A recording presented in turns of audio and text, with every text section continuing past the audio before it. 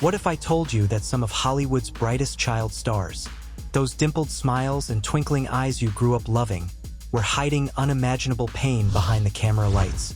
What if those innocent faces, etched into film history, were actually victims of an industry that chewed them up and spat them out? This is not just a list. This is a reckoning. The 20 darkest tragedies of child stars from Hollywood's golden age. Real stories of betrayal, exploitation, abuse, addiction, mental illness, abandonment, and death. These were children turned into products. Dreamers turned into cautionary tales. And their pain, hidden behind glitter, press photos, and forced smiles, was quietly buried by the same studios that made millions off their fame. So sit tight, because once you hear these stories, you'll never look at those classic movies the same way again. 1. Bobby Driscoll, Disney's forgotten star. He was the golden boy, the face of Peter Pan, Walt Disney's living treasure. But when puberty hit and acne scarred his once flawless face, the studio dropped him cold. No goodbye, no gratitude, just a pink slip and a security escort. Bobby spiraled into addiction, homelessness, and total obscurity. When his body was found in a New York tenement, no one even knew who he was. He was buried in a pauper's grave under a number, not a name. His mother didn't learn he was dead until a year later. The boy who once made millions believe in magic died thinking he was worthless. 2. Peggy Entwistle, the Hollywood sign's first victim. She came to Hollywood from Broadway with dreams of stardom. Instead, she was cut from her debut film and savaged by critics. In despair, she climbed to the top of the H in the Hollywood sign and jumped to her death. The next day, a letter offering her a lead role arrived in the mail. Hollywood remembered her not for her talent, but as a ghost haunting its hills, its first known casualty. 3. Carl Alfalfa Switzer, from laughs to a loaded gun. He was the awkward kid with the unforgettable cowlick, the cracked voice, and that off-key charm that made every kid laugh. Carl Switzer, better known as Alfalfa from Our Gang, later the Little Rascals, was the heart of childhood comedy in the 1930s and 40s. His lopsided grin, desperate serenades to Darla, and childlike bravado made him a household name. For a brief moment, he was the most famous boy in America. But Hollywood never teaches its children how to grow up, only how to perform. And when the audience moves on, it moves on cold. When Alfalfa aged out of his role at 16, the money was gone. His parents had spent every dime, assuming the checks would never stop.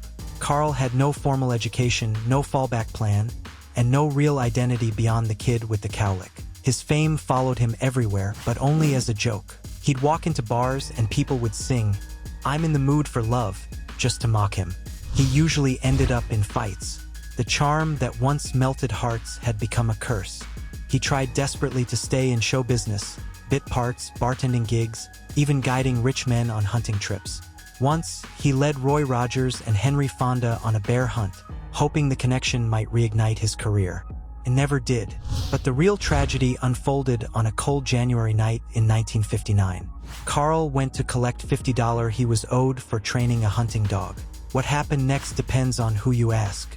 The man he confronted, Moses Stilts, claimed Carl came in drunk, waving a knife. But others said Carl was unarmed, pleading, not threatening. All that's known for certain is that he was shot in the stomach and bled out on the floor, dying over a debt not even worth a decent meal. The coroner ruled it self-defense. No charges were filed. And just like that, Alfalfa was gone. His funeral was sparsely attended. Most of his Our Gang co-stars didn't show. Hollywood had long since moved on. He was buried with his signature cowlick combed down, finally tamed. Carl Switzer died at 31, broke, forgotten, and dismissed. But to generations of kids, Alfalfa was priceless. The kid who couldn't sing, but somehow always made us smile. And yet, in the end, he was just another child sacrificed to a town that only loves you when you're small, funny, and marketable. 4. Judy Garland, the studio system's greatest crime. Judy Garland wasn't just Dorothy. She was a prisoner of MGM. Fed amphetamines to stay awake, barbiturates to sleep, starved, mocked, overworked, and abused. She was forced into abortions, into marriages, into becoming a product. Every moment on screen was a cry for help. She died at 47, but they started killing her at 13. and no studio executive was ever held accountable. 5. Scotty Beckett, a star from Our Gang Forgotten. Scotty Beckett wasn't just another child star, he was the child star. Long before Macaulay Culkin or Ricky Schroeder, there was Scotty, stealing scenes in Our Gang with that mischievous smile, natural comedic timing, and a voice that could melt casting directors. Hal Roach, the legendary producer behind The Little Rascals, once called him the most naturally gifted child actor I ever worked with. At just 4 years old, Scotty was landing roles opposite Hollywood royalty like Cary Grant and Irene Dunne. He even played the young version of Ronald Reagan in King's Row, a performance so strong that Reagan joked, "The kid made me look like a rookie." By 10, Scotty Beckett was earning more than most American families. His parents moved into a mansion, wore designer clothes, and lived like movie stars on their sons' paychecks. But as always in Hollywood, time is the enemy of childhood. Puberty hit, and Scotty's cherubic looks faded. His once boyish face turned angular. His voice cracked. The roles vanished overnight. By 16, he was washed up, discarded by the same industry that had once crowned him king. The silence from studios was deafening. With no real-world skills, no education, and no identity outside of fame, Scotty turned to what many broken stars do: booze, pills, and bad decisions. He was arrested for DUI, writing bad checks, drug possession, and even carrying a concealed weapon. His mugshots tell a brutal story. The boy who once made millions laugh now stared back hollow-eyed, aging in dog years. He tried to come back, desperately, took small roles, cleaned up, relapsed. Each time, he burned more bridges. Friends described him as paranoid, convinced that Hollywood had blacklisted him. He'd scream at bartenders, "I used to be Scotty Beckett. I was in movies with Cary Grant." But the world had stopped listening. On May 10, 1968, a neighbor found Scotty beaten and semi-conscious on his bathroom floor. He lingered for 2 days, muttering about people coming to get him. Then silence. He was only 38. The cause of death was listed as an overdose, likely mixed with injuries from a beating. No one was ever arrested. No one came forward. At his funeral, only a few Our Gang alumni and a lonely tabloid photographer showed up. His grave was modest, unadorned. It didn't even mention his films. Scotty Beckett wasn't just forgotten, he was erased. A ghost of Golden Age Hollywood. A boy who made the world smile and died alone, unheard. 6. Dorothy Dandridge, a trailblazer betrayed. She broke every barrier, first black woman nominated for Best Actress. But Hollywood only wanted her beauty, not her humanity. Her love was forbidden, her career sabotaged, her body exploited, her bank accounts drained.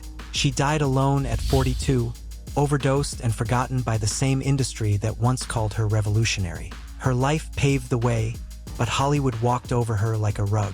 7. Brandon DeWilde, Shane, come back, echoed forever. Shane, come back. 3 words, 1 moment, burned into Hollywood history. At just 11 years old, Brandon DeWilde delivered that iconic line in Shane, and it echoed through movie theaters like a gut punch. Raw, aching, and heartbreakingly real.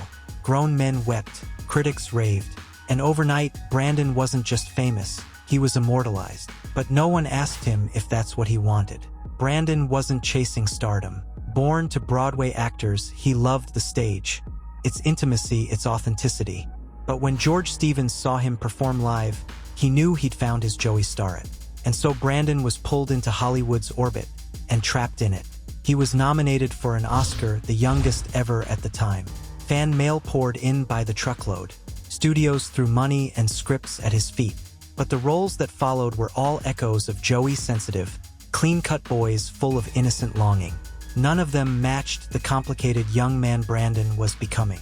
By his late teens, Brandon was already drinking, not partying, coping, trying to numb the feeling that he was living a life written for someone else. He confided in friends that he felt like his true self had been left behind somewhere back in that Wyoming valley, calling after a cowboy who never turned around. Hollywood didn't know what to do with him as he grew older. He wasn't the handsome heartthrob type, and he refused to play phony roles. The auditions slowed. His marriage faltered. He felt forgotten.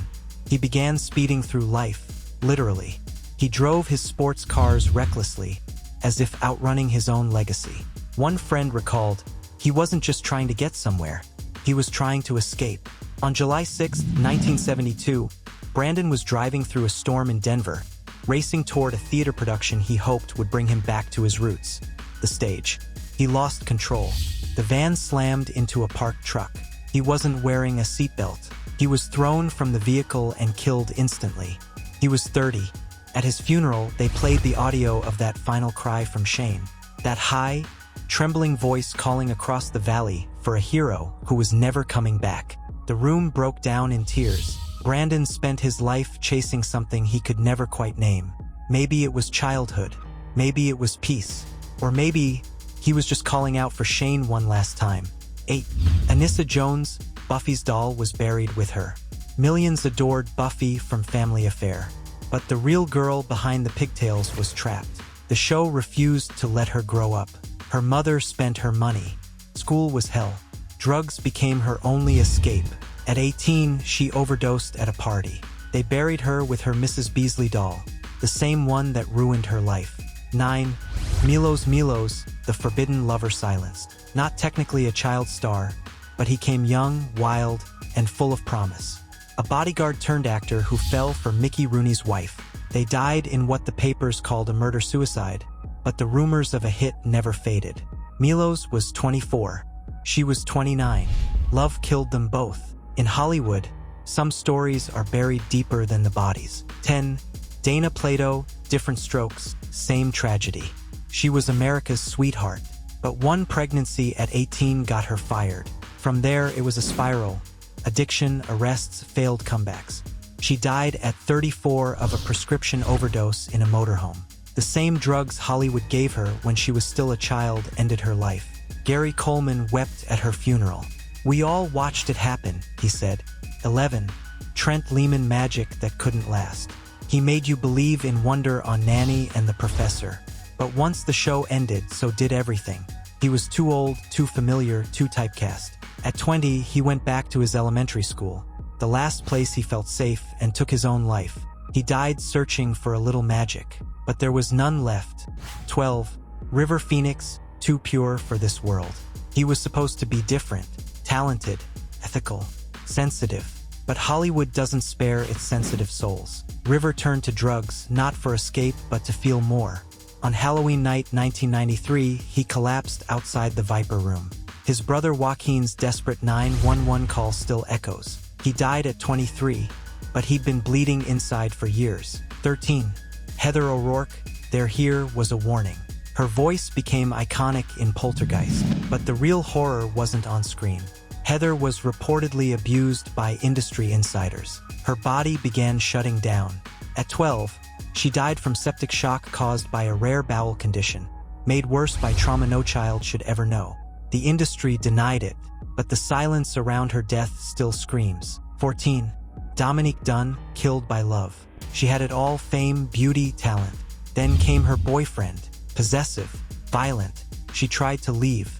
He murdered her in her own driveway. The justice system called it voluntary manslaughter. He served less than 4 years. She was 22. She died for trying to be free. 15. Jonathan Brandis, the boy who vanished. From the Neverending Story 2 to Sequest, Jonathan was on top. But transitioning to adult roles proved crushing. The rejection, the fading relevance, the inner voice whispering you're done. At 27, he took his own life. No note, just silence where there once was brilliance. 16. Brad Renfro, the client they never helped. He never trained as an actor. He didn't need to. His pain was real. That's what made the client so good. But that pain wasn't acted, it was lived. He grew up broken, addicted, exploited. At 25, he overdosed on heroin. No Hollywood tribute, no outcry, just another discarded soul. 17. Corey Haim, the lost boy who never found home. He was the 80s ultimate teen dream. But behind the fame was a dark truth: systemic sexual abuse, addiction, and trauma. He begged for help on talk shows, laughed through the pain, tried everything. But in 2010, his body finally gave up. He died believing he was worthless, but he wasn't. 18. Judith Barcy, Yep, turned into a cry for help. As the voice of Ducky in The Land Before Time, Judith was beloved. But at home, her father was a monster. Violent, controlling, threatening to kill her and her mother. One night he did. Shot them both, then set the house on fire. She was 10. Her last recording still brings tears to those who know the truth. 19.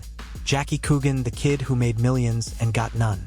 He was the world's first child star, Charlie Chaplin's sidekick in The Kid. He earned millions. His parents spent it all. When he turned 21, he discovered he was broke. He sued. He won barely. His tragedy inspired the Coogan Law, meant to protect child stars. But it came too late for him. The boy who invented child stardom died trying to survive it. 20. Gary Coleman, the face of innocence, the victim of everything. He made Different Strokes a hit, but off camera his life was brutal. Kidney disease, financial exploitation, legal battles with his parents, studio control, public humiliation. He never grew physically or emotionally. By the time he was an adult, he'd lost everything. He died at 42, alone and bitter, after a lifetime of being everyone's joke. These were children, kids with talent, kids with dreams, kids who wanted to play, laugh, be loved. But the Hollywood machine had no time for that. It wanted money, smiles, ratings, and when the cameras stopped rolling and the checks stopped coming, the industry turned its back. We remember their characters, but we must never forget the people. Behind every adorable performance was a broken child. Behind every smile was a scream for help. Behind every star was a tragedy Hollywood hoped we'd forget. Now you know. Now we remember, and maybe, just maybe, that's the start of something better.